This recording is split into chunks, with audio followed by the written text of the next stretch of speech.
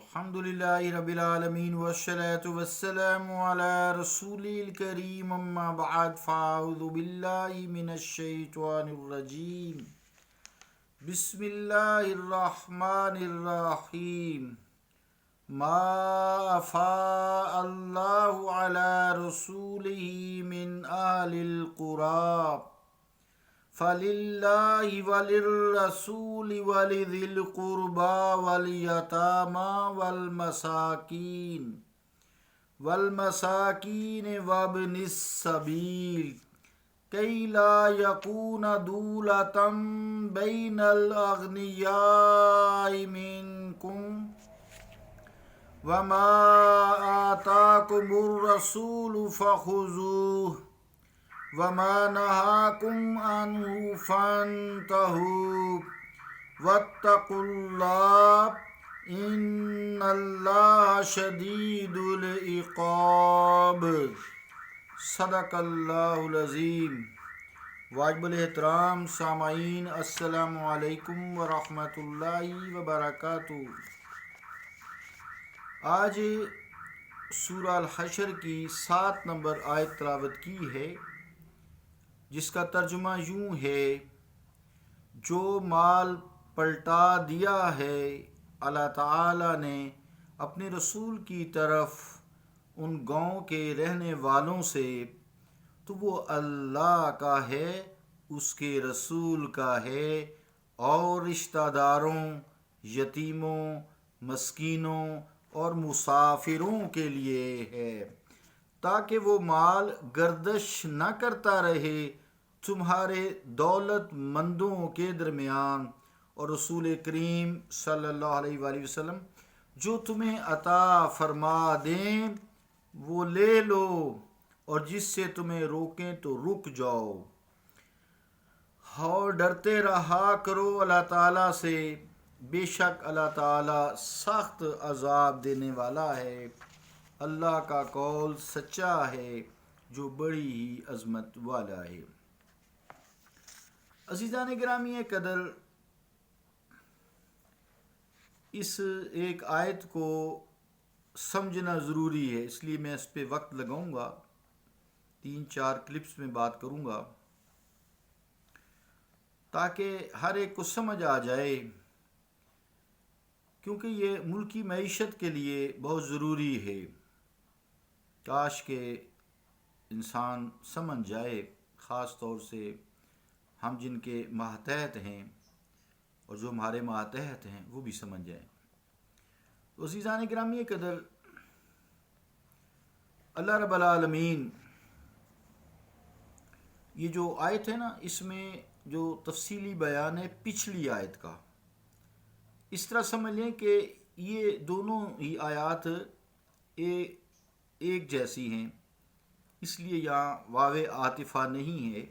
گویا دونوں ایک ہیں، کیونکہ پہلی آیت کا جو تفصیلی جو 6 نمبر آیت تھی وہ بیان اس آیت میں ہے۔ تو عزیزان گرامی قدر، یہ پہلا موقع تھا کہ جنگ کیے بغیر کفار کے اموال اور زرعی املاک مسلمانوں کے قبضہ میں آئے تھے۔ یہودیوں کو جو قبیلہ بنی نذیر تھا، جنگ کی نوبت جو نہیں آئی تھی، یہ سلسلہ کا آغاز تھا، اس نے ابھی بہت پھیلنا تھا، اس لیے اللہ تعالیٰ نے ان املاک کی، جو جائیداد جسے کہتے ہیں، ان املاک کی تقسیم اور ان کے حقداروں کی تفصیل بیان فرما دی، تاکہ مسلمانوں کو اللہ تعالیٰ کے کسی بھی حکم کی تعمیل کرنے میں ہچکچاہٹ نہ ہو، تردد نہ ہو۔ اس کی تفصیل سے پہلے کچھ باتیں ذہن نشین انسان کو کرنی چاہیے، وہ یوں ہیں کہ کافروں کی جو املاک ہیں مسلمانوں کو حاصل ہو جاتی ہیں، ان کی 2 صورتیں ہیں: یا تو کفار کو میدان جنگ میں شکست دینے کے بعد ان کی املاک پر قبضہ کیا جائے گا، یا بغیر لڑے کفار نے ہار اگر مان لی ہے اور مسلمان ان کے علاقوں کے مالک بن گئے ہیں، تو یہ دوسری صورت ہے۔ پہلی قسم کی املاک کو غنیمت کہا جاتا ہے، جو جنگ کے دوران حاصل ہوتا ہے،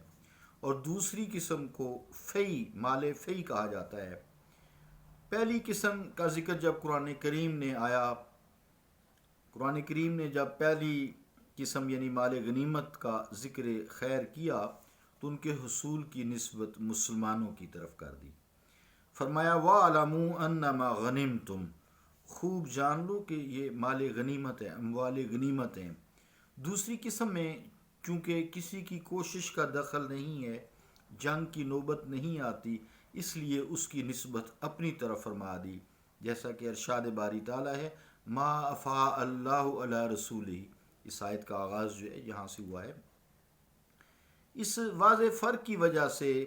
ان املاک کے احکامات بھی مختلف ہیں اور ان کے آگے مصارف جسے کہتے ہیں وہ بھی مختلف ہیں۔ مال غنیمت کے بارے میں تو فرما دیا اس کے 5 حصے کیے جائیں گے۔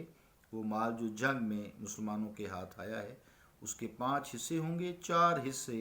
مجاہدین میں تقسیم کیے جائیں گے، اور جو 5واں حصہ ہے اس کو یوں کیا جائے گا جیسا کہ ارشاد ربانی ہے وَاعْلَمُوا أَنَّمَا غَنِمْتُم مِّن شَيْءٍ فَأَنَّ اللَّهَ لِلَّهِ خُمُسَهُ وَلِلرَّسُولِ وَلِذِي الْقُرْبَى وَالْيَتَامَى وَالْمَسَاكِينِ وَابْنِ السَّبِيلِ، سورہ الانفال 41 نمبر آیت۔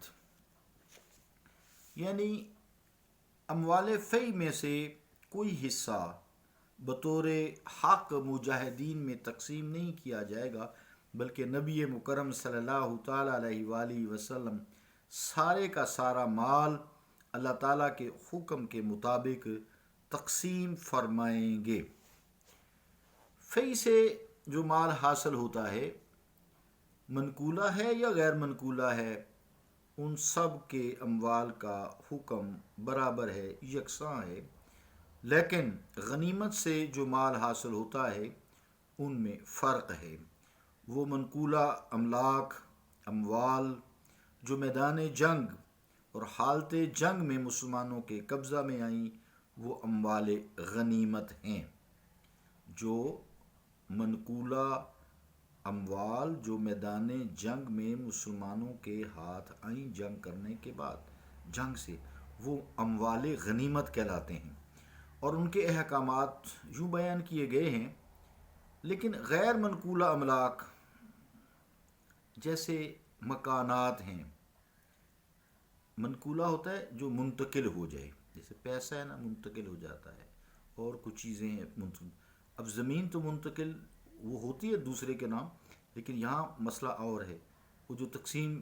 جو ٹرانسفر جسے کہتے ہیں ٹرانسفر نہیں ہوتے، ایک جگہ سے دوسری جگہ ان کو نہیں لے جایا جیسے زمین کو ایک جگہ سے دوسری جگہ تو نہیں لے جا سکتے نا۔ تو لیکن جو غیر منقولہ املاک ہیں، مثلا مکانات ہیں، بنے ہوئے مکان تو اٹھا کے نہیں لے جا سکتے، زمین ہے، باغات ہیں، باغ تو وہیں لگا رہے گا نا، اسی طرح قلعے ہیں جنگ کے لیے، یہ سب اموال فی ہوں گے۔ اسی طرح اگر جنگ ختم ہو جائے اور اس کے بعد جو منقولہ اموال مسلمانوں کے قبضہ میں آئیں گے ان کا حکم بھی اموال فی میں شامل ہوگا۔